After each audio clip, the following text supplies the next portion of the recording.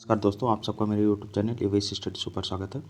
साथियों, हम जो है कि एलटी ग्रेड और जीआईसी प्रवक्ता के लिए जीएस पोर्शन में जो 40 प्रश्न और 30 प्रश्न पूछे जाएंगे। एलटी ग्रेड में 30 प्रश्न और प्रवक्ता में जो है कि 40 प्रश्न, उसके लिए हम जो है कि जीएस के सेक्शन को देख रहे हैं। और आज हम जो है कि देखेंगे तुगलक वंश के बाद लोधी वंश को दिल्ली सल्तनत में। तो चलिए देर न करते हुए आज के सेशन की शुरुआत करते हैं। आप सबके सामने पहला सवाल है, निम्नलिखित में से कौन दिल्ली का प्रथम सुल्तान था जो युद्ध में लड़ता हुआ मारा गया था? अलाउद्दीन खिलजी, बहलोल लोदी, इब्राहिम लोदी, सिकंदर लोदी। तो इसका सही जवाब है साथियों इब्राहिम लोदी। देख लीजिए, लोधी वंश का अंतिम शासक सुल्तान इब्राहिम लोदी 1526 ईस्वी में पानीपत के प्रथम युद्ध में बाबर से लड़ते हुए मारा गया था। यह युद्ध स्थल में मरने वाला दिल्ली का प्रथम सुल्तान था। और दूसरा सवाल है कि निम्नांकित शासकों में आगरा को जिसने राजधानी बनाया था वह कौन था? तो विकल्प दिया है अलाउद्दीन खिलजी, सिकंदर लोदी, मुबारक शाह खिलजी या बहलोल लोदी। तो इसका सही जवाब है साथियों सिकंदर लोदी। देखिए, सिकंदर लोदी ने 1504 ईस्वी में आगरा की स्थापना की थी। उसने राजस्थान के शासकों पर अपने अधिकार को सुरक्षित रखने तथा व्यापार मार्गों पर नियंत्रण स्थापित करने को ध्यान में रखते हुए आगरा को राजधानी बनाया था। और उसने भूमि की माप करवाई तथा इसके लिए गजे सिकंदरी। तो सिकंदर लोदी का नाम दो चीज़ के लिए याद रखिएगा। पहली बार उसने आगरा शहर की स्थापना कराई थी और वहीं पर उससे अपनी राजधानी भी बनाता है। और इसने जो है कि भूमि की माप करवाने के लिए गजे सिकंदरी का जो है कि प्रयोग किया था। अब क्वेश्चन नंबर 3 है कि निम्नलिखित सल्तनत शासकों में से कौन अफगान मूल के थे? खिलजी, तुगलक, सैयद या लोदी। तो इसका सही जवाब हो जाएगा साथियों लोदी। लोदी लोग जो थे अफगान मूल के थे। देखिए, दिल्ली सल्तनत में लोदी वंश के शासक अफगान मूल के थे। लोदी वंश की स्थापना बहलोल लोदी ने 1451 ईस्वी में किया था। 1451 ईस्वी में किया था। इस वंश का शासनकाल 1451 से 1526 ईस्वी तक रहा। अंतिम लोधी शासक इब्राहिम लोदी था, जिसको 1526 ईस्वी में पानीपत के युद्ध में पराजित करके बाबर ने मुगल वंश की स्थापना किया था। अब क्वेश्चन नंबर 4 है, निम्नलिखित में से किस सुल्तान ने एक नगर बसाया जहां अब आगरा है? मोहम्मद बिन तुगलक, फिरोज शाह तुगलक, बहलोल लोदी, सिकंदर लोदी। तो इसका भी सही जवाब है साथियों सिकंदर लोदी।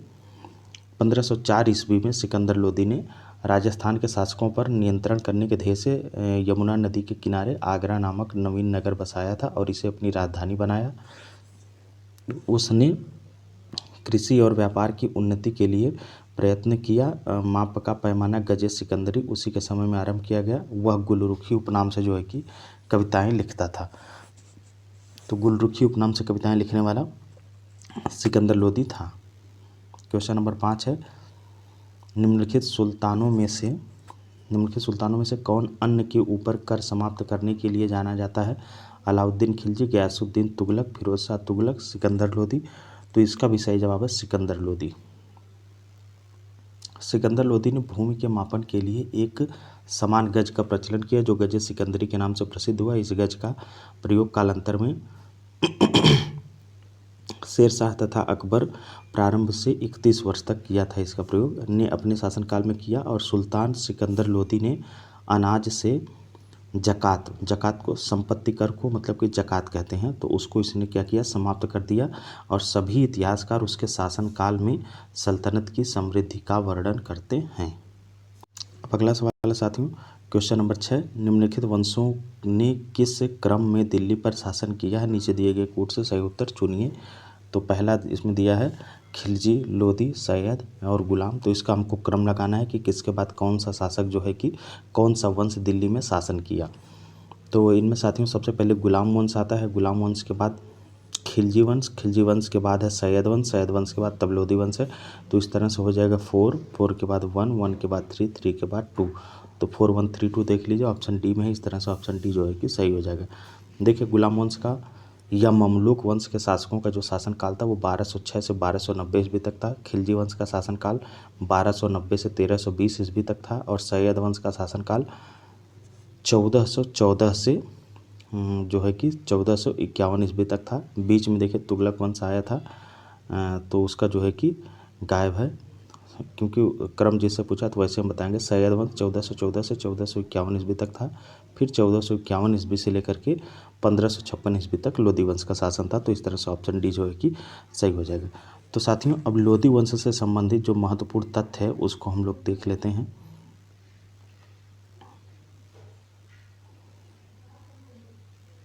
देखिए, लोधी वंश की स्थापना बहलोल लोधी ने किया था 1451 ईस्वी में। और बहलोल लोधी बहलोल शाही गाजी के नाम से दिल्ली के सिंहासन पर बैठा तथा अपने नाम का खुतबा पढ़वाया। बहलोल लोधी की सबसे महत्वपूर्ण विजय जौनपुर की विजय थी। और बहलोल लोधी ने बहलोली नामक चांदी का सिक्का चलाया। बहलोली सिक्का पर उत्तर भारत में अकबर से पूर्व विनिमय का मुख्य साधन था। बहलोली सिक्का जो था वो उत्तर भारत में अकबर के समय से पहले ही क्या था, एक्सचेंज का साधन था। बहलोल लोधी ने अपनी मृत्यु के पहले ही अपने तीसरे पुत्र निजाम खां को अपना उत्तराधिकारी नियुक्त कर दिया था। तीसरे पुत्र निजाम खां को बहलोल लोधी अपने मृत्यु से पहले अपना उत्तराधिकारी घोषित कर दिया था। और 17 जुलाई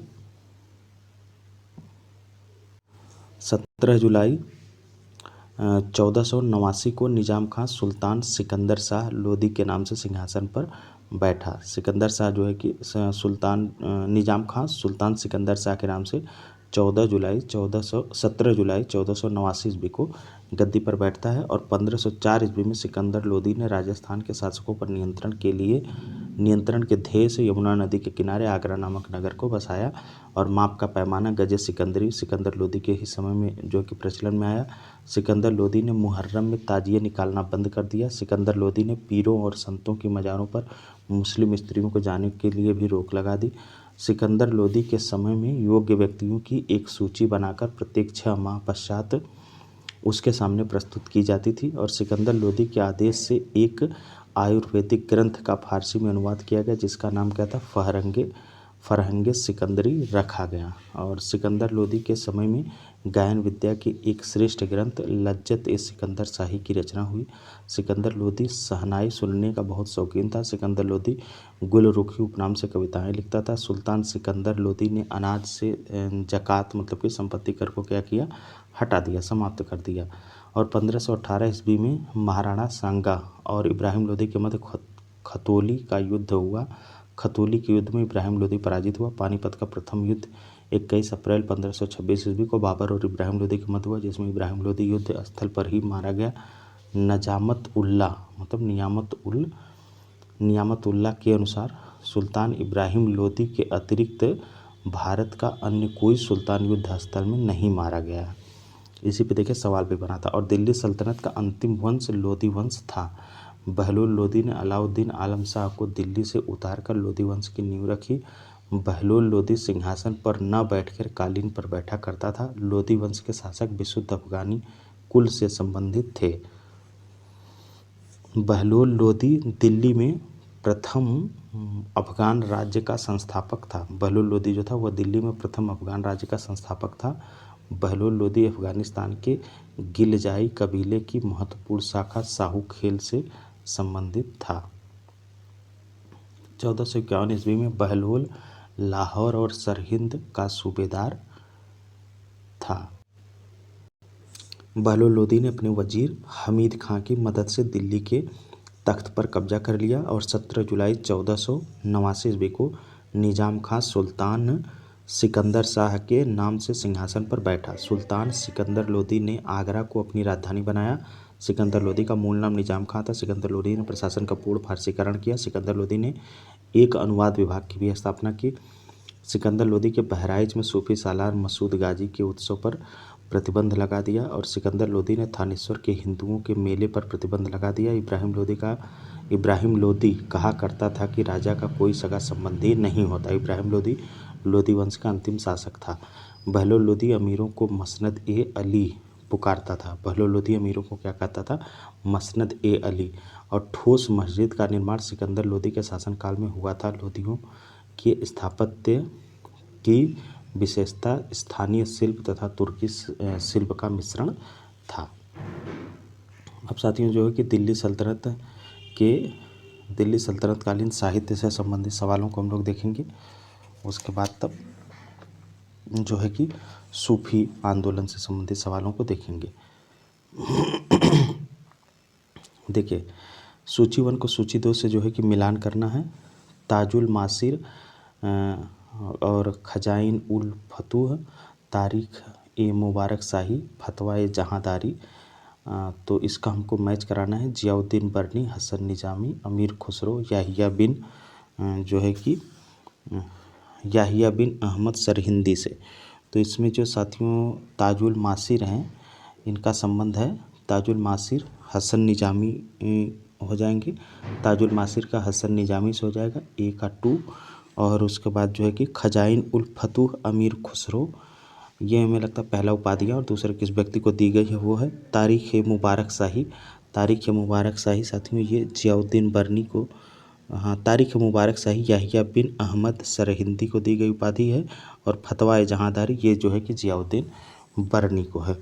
तो इस तरह से जब हम मैच कराएंगे तो हमारा जो है कि ऑप्शन ए देखिए सही हो जाएगा, क्योंकि ऑप्शन ए में ताजुल मासिर हसन निजामी हैं से हो जाएगा और खजाइन उल फतूह का जो है वह अमीर खुसरो से हो जाएगा। और उसके बाद तारीख ए मुबारक शाही का संबंध याहिया बिन अहमद सरहिंदी से और फतवा ए जहाँदारी जियाउद्दीन बर्नी। ये देख लीजिए यहाँ पे दिया भी है, इस तरह से ऑप्शन ये सही हो जाएगा। अब आगे बढ़ते हैं क्वेश्चन नंबर 2। क्वेश्चन नंबर 2 में दिया है कि अमीर खुसरो ने किसके विकास में अग्रगामी की भूमिका निभाई? ब्रजभाषा, अवधी, खड़ी बोली, भोजपुरी। तो इसका सही जवाब हो जाएगा साथियों खड़ी बोली। देखिए, खुसरो ने विभिन्न भारतीय बोलचाल की भाषाओं को सीखा, विशेषतः हिंदी, जिससे वह सर्वाधिक प्रेम करता था। खुसरो पहला मुसलमान था जिसने भारतीय होने का दावा किया था। वह स्वयं कहता था कि वह संस्कृत एवं अन्य भारतीय भाषाएं जो हिंदवी के भाग हैं जानता है। एक दोहे में वह कहता है, मैं एक भारतीय तुर्क हूँ, मैं हिंदवी बोलता हूँ, मुझे अरबी में बोलने की मधुरता नहीं है। उसने खड़ी बोली के विकास में अग्रगामी भूमिका निभाई थी। क्वेश्चन नंबर 3 है कि हिंदी और फारसी दोनों भाषाओं का विद्वान था। अकबर, तानसेन, अमीर खुसरो, बैरम खां। तो इसका भी सही जवाब हो जाएगा साथियों अमीर खुसरो। अमीर खुसरो साथियों हिंदी एवं फारसी दोनों भाषाओं का विद्वान था। जियाउद्दीन सज्जादी के अनुसार फारसी भाषा तथा साहित्य के भारत में विकास तथा इसके कारण दो देशों के मध्य निकट संबंध स्थापित होने का उल्लेख तब तक पूरा नहीं होता जब तक अमीर खुसरो का उल्लेख न हो, जो निश्चित रूप से इस अद्भुत घटना का मुख्य पात्र था। देखिए क्वेश्चन नंबर 4 में दिया है कि निम्नलिखित ग्रंथों पर विचार कीजिए तथा उनको कालक्रमानुसार व्यवस्थित कीजिए। फतवा ए जहाँदारी, पृथ्वीराज रासो, किताबुल हिंद या तबकाते नासिरी। तो इनमें साथियों जो सबसे पुरानी रचना है और सबसे नई रचना के हिसाब से ऑर्डर लगाना है कालक्रम से हिसाब से। तो इनमें से सबसे पहले हो जाएगा, देखिए सबसे पहले हो जाएगा इसमें किताब उल हिंद। तो देखिए तीसरा किस में है? तीसरा देखिए ऑप्शन बी और डी में है। किताब उल हिंद के बाद जो सबसे पुरानी रचना है इसमें वो हो जाएगी पृथ्वीराज रासो। तो इस तरह से तीसरे के बाद 2, तो इस तरह से ऑप्शन डी हमारा देखिए सही हो जा रहा है। उसके बाद है तबकात ए नासिरी। तबकात ए नासिरी है, तबकात ए नासिरी के बाद है तब सबसे लेटेस्ट इसमें से है फतवा ए जहाँदारी। तो देखिए फतवा ए जहाँदारी, तो इस तरह से हमारा जो है कि विकल्प इसमें सही हो जाएगा ऑप्शन डी। अब देख सकते हैं आप लोग, देखिए फतवा ए जहाँदारी पुस्तक के लेखक जियाउद्दीन बर्नी हैं, पृथ्वीराज रासो के लेखक चंद्र बरदाई और किताबुल हिंद की रचना अलबरूनी ने की है तथा तबकात ए नासिरी मिनहाज सिराज ग्रंथ है। मिनहाज सिराज का ग्रंथ तबकात ए नासिरी जो अपने ममलूक सुल्तान नासिरुद्दीन महमूद को समर्पित किया था। अतः इनका सही कालक्रम किताब उल हिंद, पृथ्वीराज रासो, तबकात ए नासिरी, फिर फतवा ए जहाँदारी है। अब है क्वेश्चन नंबर 5। क्वेश्चन नंबर 5 में देखिए इसमें भी जो है कि मैच कराने को दिया है जियाउद्दीन बर्नी, हसन निजामी, मिनहाजुस सिराज, याहिया बिन अहमद और दूसरी तरफ तारीख मुबारक शाही, तबकात नासिरी और तारीख फिरोज शाही, ताजुल मासिर या तबकात नासिरी। तो इनमें साथियों देखिए मैच कराने को कोट कर दिया है। तो इसमें जियाउद्दीन बर्नी का देखिए हो जाएगा हाँ देखिए, जियाउद्दीन बर्नी ने फारसी में तारीख फिरोज शाही की रचना की थी। तो जियाउद्दीन बर्नी ने ऑप्शन डी सही है, तो ऑप्शन डी देख लीजिए। ए का 3 है, बी का 4 है, और सी का 2 है, और डी का 1 है। तो ए का 3 जियाउद्दीन बर्नी का हो जाएगा तारीख फिरोज शाही से, और हसन निजामी का मतलब बी का 4, तो हसन निजामी का हो जाएगा ताजुल मासिर से, और मिनहाज उस सिराज का हो जाएगा तबकात नासरी से, और उसके बाद बचेगा याहिया बिन अहमद। तो इनका है इनकी किताब का नाम है तारीख़ मुबारक शाही। तो इस तरह से ऑप्शन डी हमारा सही है। देखिए, जियाउद्दीन बर्नी ने फारसी में तारीख़ फिरोज शाही की रचना की थी, जिसे ऐतिहासिक दृष्टिकोण से महत्वपूर्ण ग्रंथ माना गया है। इलियट और डाउसन ने उसका अंग्रेजी में अनुवाद किया। ताजुल मासिर को सदरुद्दीन मोहम्मद हसन निजामी ने लिखा था। वह खुरासान स्थित निसापुर का निवासी था। यह ग्रंथ उसने तुर्की भाषा में लिखा था, और याहिया बिन अहमद ने सैयद शासक मुबारक शाह के संरक्षण में तारीख़ मुबारक शाही लिखी, जो सैयद शासकों के इतिहास को जानने का एकमात्र साधन है। मिनहाज उस सिराज मतलब मिनहाज सिराज ने तबकात नासरी की रचना की थी।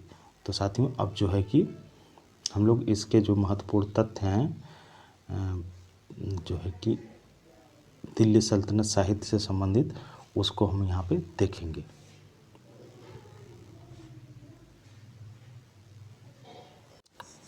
तो साथियों देखिए, ऐतिहासिक विषय को लेकर अमीर खुसरो की पहली मनसबी मतलब कथात्मक कविता जो है उसका नाम है किरान उस सादेन।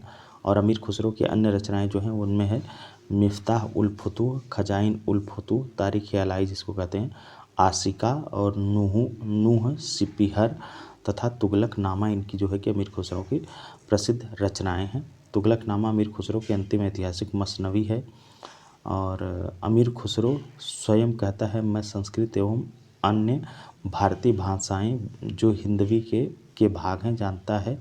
और एक दोहे में अमीर खुसरो कहता है, मैं एक भारतीय तुर्क हूँ, मैं हिंदवी बोलता हूँ, मुझे अरबी में बोलने की मधुरता नहीं है। नई फारसी काव्य शैली सबक ए हिंदी या हिंदुस्तानी शैली का जन्मदाता अमीर खुसरो को माना जाता है। और अमीर खुसरो का कहना था, न लफ्ज़े हिंदवी अस्त अज फारसी कम, अर्थात हिंदी का शब्द फारसी से कम नहीं है। और दिल्ली सल्तनत की स्थापना के बाद फारसी को राजभाषा का स्थान प्रदान किया गया। जब दिल्ली सल्तनत की स्थापना होती है तो उसके बाद फारसी को जो है कि दिल्ली सल्तनत की राजभाषा बना दिया जाता है। तबकात नासिरी मिनहाज उस सिराज, यह मिनहाज सिराज का ग्रंथ है। तबकात नासिरी किसका ग्रंथ है? मिनहाज उस सिराज या मिनहाज सिराज जो भी नाम है तो उनका ग्रंथ ही माना जाएगा। तबकात नासिरी सुल्तान नासिरुद्दीन महमूद को समर्पित है। किसको समर्पित है? सुल्तान नासिरुद्दीन महमूद को यह ग्रंथ समर्पित है। और शम्स सिराज अफीफ तथा जियाउद्दीन बर्नी ने एक ही नाम से अलग अलग किताब तारीख़ फिरोज शाही की रचना की थी। तो तारीख़ फिरोज शाही तो किताब एक ही है, नाम एक ही है, लेकिन दो अलग अलग लेखकों ने अलग अलग किताबें लिखी हैं। शम्स सिराज अफीफ और जियाउद्दीन बर्नी दोनों ने जो है कि तारीख़ फिरोज शाही की रचना की है। अगर मान लीजिए विकल्प में आता है और दोनों हैं, तब किसको प्राथमिकता मानी जाएगी? मतलब दोनों ही प्रश्न जो है कि तब गलत हो जाएंगे, प्रश्न को गलत मान लिया जाएगा। अब आगे बढ़ते हैं। देखिए, ताज उल मासिर को सदरुद्दीन मोहम्मद हसन निजामी ने लिखा था। तो ताज उल मासिर को किसने लिखा था? सदरुद्दीन मोहम्मद हसन निजामी ने। याहिया बिन अहमद सरहिंदी ने सैयद शासक मुबारक शाह के संरक्षण में तारीख़ मुबारक शाही लिखी थी। और तुगलक वंशीय शासक फिरोज शाह तुगलक ने अपना संस्मरण फुतुहात फिरोज शाही के नाम से लिखा है। और किताब उल हिंद की रचना अलबरूनी ने की थी। किताब उल हिंद की रचना किसने की थी? अलबरूनी ने की थी। खुसरो ने स्वयं को तूती हिंद मतलब हिंदुस्तान का तोता कहा है। खुसरो ने स्वयं को क्या कहा है? तूती हिंद या हिंदुस्तान का तोता कहा है। हिंदी खड़ी बोली का जनक अमीर खुसरो को माना जाता है। जो आज हम प्रेजेंट टाइम में खड़ी बोली बोलते हैं, उसके जनक कौन है? तो उसके जनक हैं खुसरो। नई फारसी काव्य शैली सबक हिंदी या हिंदुस्तानी शैली का जन्मदाता अमीर खुसरो को माना जाता है। बीजापुर के सुल्तान इब्राहिम आदिल शाह द्वितीय ने गीतों का संग्रह किताब ए नौरस की रचना की। H.G. रावर्टी ने तबकात ए नासिरी का अंग्रेजी में अनुवाद किया तथा तबकात ए नासिरी पुस्तक में मोहम्मद गोरी की भारत विजय का प्रत्यक्ष वर्णन मिलता है। फतवा ए जहांदारी पुस्तक के लेखक जियाउद्दीन बरनी हैं। पृथ्वीराज रासो के लेखक चंद्र बरदाई हैं। और बिहार पर बख्तियार खिलजी के हमले का प्रथम विवरण तबकात ए नासिरी में जो है कि प्राप्त होता है। बिहार पर बख्तियार खिलजी के हमले का पहला आक्रमण कहाँ से प्राप्त होता है? तो वो प्राप्त होता है विवरण तबकात ए नासिरी में प्राप्त होता है। और दिल्ली सल्तनत की स्थापना के बाद फारसी को राजभाषा का स्थान प्रदान किया गया। मतलब दिल्ली सल्तनत की स्थापना के बाद फारसी को राजभाषा का जो है स्थान प्राप्त होता है। और लोक प्रयोग में संस्कृत के विभिन्न रूपों को पतंजलि ने अपभ्रंश कहा है। इलियट और डाउन्स ने तारीख फिरोज शाही का अंग्रेजी में अनुवाद किया। और ताजुल मासिर को सदरुद्दीन मोहम्मद हसन निजामी ने तुर्की भाषा में लिखा था। यहिया बिन अहमद ने सैयद शासक मुबारक शाह के संरक्षण में तारीख मुबारक शाही लिखी। अमीर हसन अल सिजजी फवाद उल फवाद नामक पुस्तक के लेखक हैं। सुक सप्तति का फारसी में अनुवाद या जिसको तुतीनामा भी कह सकते हैं ख्वाजा जियाउद्दीन नक्शबी द्वारा किया गया था। पुंडरीक विट्ठल ने संगीत ग्रंथ रागमाला की रचना की थी। रागचंद्रिका की रचना द्वारकानाथ भट्ट ने की थी। रागकल्पद्रुम की रचना कृष्णानंद व्यास ने की। रागकल्पद्रुम की रचना किसने की थी? कृष्णानंद व्यास ने की थी। काशीनाथ शास्त्री अप्पा तुलसी ने भी रागचंद्रिका की रचना की है। किसने? काशीनाथ शास्त्री अप्पा तुलसी ने भी रागचंद्रिका की रचना की है। फुतुहात ए फिरोज शाही पुस्तक को लिखने में सुल्तान का मुख्य उद्देश्य यह था कि वह अपने को एक आदर्श मुसलमान शासक सिद्ध करना चाहता था। मीरात ए सिकंदरी में गुजरात के सुल्तान महमूद बेगड़ा के राज्य की सुख समृद्धि का वर्णन है। मीरात ए सिकंदरी में वर्णित महमूद बेगड़ा के शासनकाल में व्यवसायियों द्वारा सड़कों की सुरक्षा के माध्यम से लाभान्वित होने का समय उल्लेख है। तो अब चलते हैं सूफी संत से संबंधित आंदोलन वाले चैप्टर में देखते हैं। देखिए, शेख निजामुद्दीन औलिया की दरगाह स्थित है आगरा में, बहुत प्रसिद्ध है। तो दिया है विकल्प में कि शेख निजामुद्दीन औलिया की दरगाह स्थित है आगरा में, अजमेर में, दिल्ली में या फतेहपुर सीकरी में। तो इसका सही जवाब है साथियों दिल्ली में। देखिए ऑप्शन सी। चिश्ती सिलसिले से संबंधित सूफी संत बाबा फरीदुद्दीन गंज ए शक्कर, जिन्हें बाबा फरीद के नाम से जाना जाता था, के दो प्रमुख शिष्य हजरत निजामुद्दीन औलिया और हजरत अलाउद्दीन साबिर थे। शेख निजामुद्दीन औलिया की दरगाह दिल्ली में स्थित है और 1325 ईस्वी में इन्हें मरणोपरांत गियासपुर जो कि दिल्ली में दफनाया गया था। अब अगला सवाल है कि भारत में चिश्तिया सूफी मत को स्थापित किया ख्वाजा बदरुद्दीन ने, ख्वाजा मोइनुद्दीन ने या शेख अहमद सरहिंदी ने, शेख बहाउद्दीन जकारिया ने। तो इसका जो सही जवाब साथी वो है ऑप्शन बी, मतलब ख्वाजा मोइनुद्दीन ने जो है कि भारत में चिश्तिया सूफी मत को स्थापित किया। इसकी व्याख्या देख लीजिए। देखिए, चिश्तिया सूफी मत की स्थापना अफगानिस्तान के चिश्ती शरीफ में अबू इसहाक समी चिश्ती और उनके शिष्य ख्वाजा अबू अहमद अब्दाल ने की थी, किंतु भारत में सर्वप्रथम इसका प्रचार ख्वाजा मोइनुद्दीन चिश्ती के द्वारा हुआ था। वे 12वीं शताब्दी में मोहम्मद गोरी की सेना के साथ भारत आए थे। उन्होंने अजमेर राजस्थान में अपना निवास स्थान बनाया और 1236 ईस्वी में इनकी मृत्यु हो गई। कुतुबुद्दीन बख्तियार काकी इनके प्रमुख शिष्य थे। अगला सवाल है कि ख्वाजा मोइनुद्दीन चिश्ती किसके शिष्य थे? ख्वाजा अब्दाल चिश्ती, शाह वली उल्लाह मीर दर्द, ख्वाजा उस्मान हारूनी। तो इसका सही जवाब है साथियों ख्वाजा उस्मान हारूनी। देखिए ख्वाजा मोइनुद्दीन चिश्ती का जन्म पूर्वी ईरान तथा दक्षिणी अफगानिस्तान के समीप स्थित सिजिस्तान, जिसको सिस्तान भी कहते हैं, में लगभग 1138 से या 1139 में हुआ था। बाद में अपने माता पिता के साथ वे खुरासान प्रांत में बस गए। निसापुर के हारून में ख्वाजा मोइनुद्दीन चिश्ती ख्वाजा उस्मान चिश्ती हारून के शिष्य बने। अब क्वेश्चन नंबर 4 है कि शेख निजामुद्दीन औलिया शिष्य थे? शेख अलाउद्दीन साबिर के, ख्वाजा मोइनुद्दीन चिश्ती के, बाबा फरीद के, या शेख अहमद सरहिंदी के? तो शेख निजामुद्दीन औलिया किसके शिष्य थे? बाबा फरीद के शिष्य थे। चलिए इसकी व्याख्या देख लीजिए। देखिए शेख निजामुद्दीन औलिया के आध्यात्मिक गुरु फरीदुद्दीन, शेख निजामुद्दीन औलिया के आध्यात्मिक गुरु कौन थे? गुरु फरीदुद्दीन गंज ए सकर थे, जिन्हें बाबा फरीद के नाम से जाना जाता है। इनका जन्म वर्तमान पाकिस्तान के पंजाब प्रांत के मुल्तान जिले के कोठेवाल गांव में हुआ था। इनके अन्य प्रमुख शिष्यों में अलाउद्दीन साबिर कलियारी थे। अब क्वेश्चन नंबर 5 है कि किस निम्न में से किस सूफी संत के विचारों को सिखों के धर्म ग्रंथ आदि ग्रंथ में सम्मिलित किया गया? शेख मोइनुद्दीन चिश्ती, कुतुबुद्दीन बख्तियार काकी, या फरीदुद्दीन गंज ए सकर, या शेख निजामुद्दीन औलिया? तो इसका जो सही जवाब है साथियों वो ऑप्शन सी फरीदुद्दीन गंज ए सकर। देख लीजिए।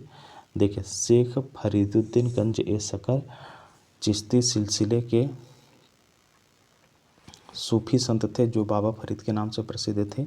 इन्हीं के प्रयत्नों के फलस्वरूप चिश्तिया सिलसिले को भारत में लोकप्रियता मिली। इनका सबसे महत्वपूर्ण योगदान वे रचनाएं हैं जो आदि ग्रंथ में संकलित हैं।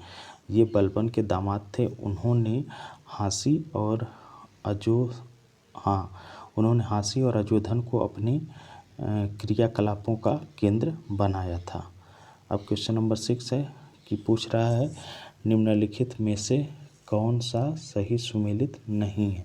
शेख निजामुद्दीन चिश्ती अजमेर, शेख बुरहानुद्दीन गरीब दौलताबाद, या शेख मोहम्मद हुसैनी गुलबर्गा, या शेख निजामुद्दीन औलिया?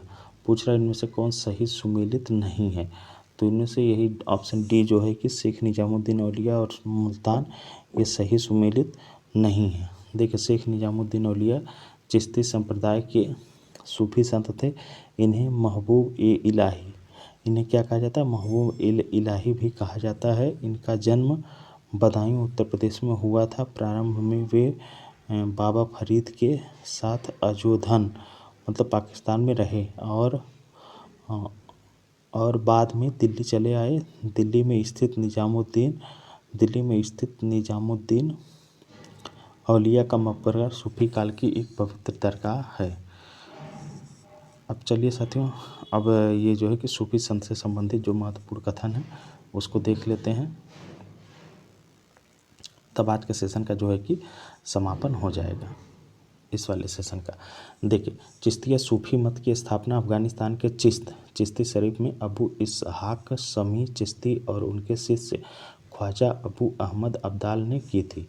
तो चिश्तिया सूफी मत की स्थापना किसने की थी? अफगानिस्तान के चिश्त जगह पर हुई थी। और चिश्ती शरीफ जिसको कह सकते हैं में अबू इसहाक समी चिश्ती और उनके प्रमुख शिष्य कौन थे? उनके प्रमुख शिष्य थे राजा अबू अहमद अब्दाल ने की थी। अब अगला कथन है कि भारत में सर्वप्रथम चिश्तिया मत का प्रचार प्रसार जो है कि ये ख्वाजा मोइनुद्दीन चिश्ती के द्वारा हुआ था। ख्वाजा मोइनुद्दीन चिश्ती 12वीं शताब्दी में मोहम्मद गोरी की सेना के साथ भारत आए थे और इन्होंने अजमेर राजस्थान में अपना निवास स्थान बनाया था। ख्वाजा मोइनुद्दीन चिश्ती किसके साथ भारत आए थे? ये आए थे 12वीं शताब्दी से पूर्व मोहम्मद गोरी के सेना के साथ ये भारत आए थे। और 1236 ईस्वी में ख्वाजा मोइनुद्दीन चिश्ती की मृत्यु के बाद कुतुबुद्दीन बख्तियार काकी इनके मुख्य शिष्य बने। किसके शिष्य बने? कुतुब 1236 में ख्वाजा मोइनुद्दीन चिश्ती की मृत्यु हो गई और कुतुबुद्दीन बख्तियार काकी इनके प्रमुख शिष्य थे। और निसापुर के हारून में ख्वाजा मोइनुद्दीन चिश्ती ख्वाजा उस्मान चिश्ती हारूनी के शिष्य बने, हारूनी के जो है कि शिष्य बने। और शेख फरीदुद्दीन गंज ए शकर चिश्ती सिलसिले के सूफी संत थे जो बाबा फरीद के नाम से प्रसिद्ध थे। अब कुछ अगला कथन है कि शेख फरीदुद्दीन गंज ए शकर का सबसे महत्वपूर्ण योगदान वे रचनाएं हैं जो गुरु ग्रंथ साहिब में संकलित हैं। शेख फरीदुद्दीन गंज ए शकर बलबन के दामाद थे। शेख निजामुद्दीन औलिया के आध्यात्मिक गुरु शेख फरीदुद्दीन गंज ए शकर थे, आध्यात्मिक गुरु थे इनके। और शेख निजामुद्दीन गंज ए शकर के अन्य प्रमुख शिष्य अलाउद्दीन साबिर कलियारी थे। और शेख निजामुद्दीन औलिया की दरगाह दिल्ली में स्थित है। 1325 ईस्वी में निजामुद्दीन औलिया की मृत्यु हो गई। शेख निजामुद्दीन औलिया को गियासपुर जो कि दिल्ली में है वहाँ पे दफनाया गया। और शेख निजामुद्दीन औलिया ने 7 से अधिक सुल्तानों का राज्य देखा था। ये वह पूछा गया मल्टीपल टाइम कि शेख निजामुद्दीन निम्नलिखित में से किसने जो है कि दिल्ली सल्तनत के 7 मुगल जो है कि 7 शासकों का वो देखा था, काल देखा था। तो शेख निजामुद्दीन औलिया ने 7 से अधिक शासकों का राज्य देखा, किंतु वे कभी भी किसी दरबार में नहीं रहे। जब अलाउद्दीन ने शेख निजामुद्दीन औलिया से मिलने की मांग उठाई तो शेख ने उत्तर दिया कि मेरे मकान के 2 दरवाजे हैं, यदि सुल्तान एक दरवाज़ा द्वारा आएगा तो मैं दूसरे दरवाजे से बाहर चला जाऊंगा। शेख निजामुद्दीन औलिया महबूब ए इलाही और सुल्तान ए औलिया मतलब कि संतों का राजा और के नाम से जाना जाएगा। शेख सलीम चिश्ती के पिता वो थे शेख साथियों देखिए शेख निजामुद्दीन औलिया महबूब ए इलाही और सुल्तान उल औलिया संतों का राजा के नाम से प्रसिद्ध थे। और शेख सलीम चिश्ती के पिता का नाम शेख बहाउद्दीन था। शेख सलीम चिश्ती के पिता का नाम क्या था? शेख बहाउद्दीन था।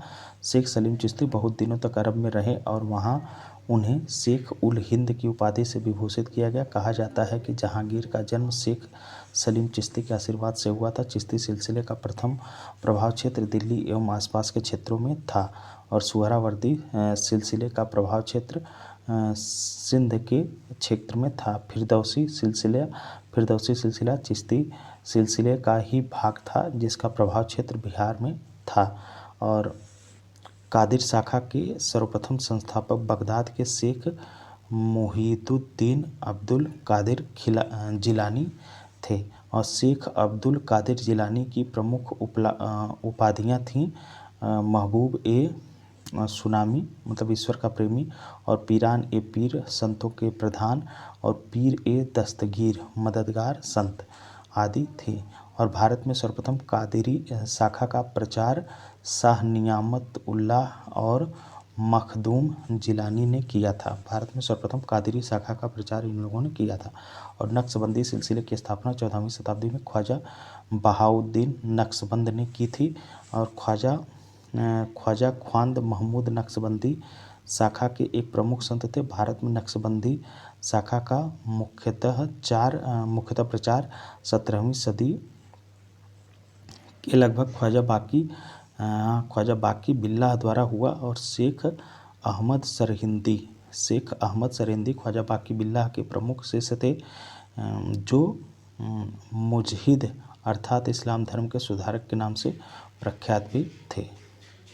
नक्शबंदी सिलसिला समाज संगीत के विरुद्ध था। सूफियों में नक्शबंदी सबसे अधिक कट्टरवादी सिलसिला था। नक्शबंदी सिलसिला ने अकबर की उदार नीतियों का विरोध किया।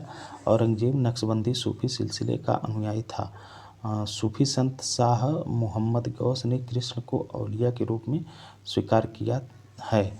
मोहम्मद गौस सत्तारी सिलसिले के सबसे प्रसिद्ध संत थे। मोहम्मद बादशाह हुमायूं तथा तानसेन से मोहम्मद गौस का घनिष्ठ संबंध था।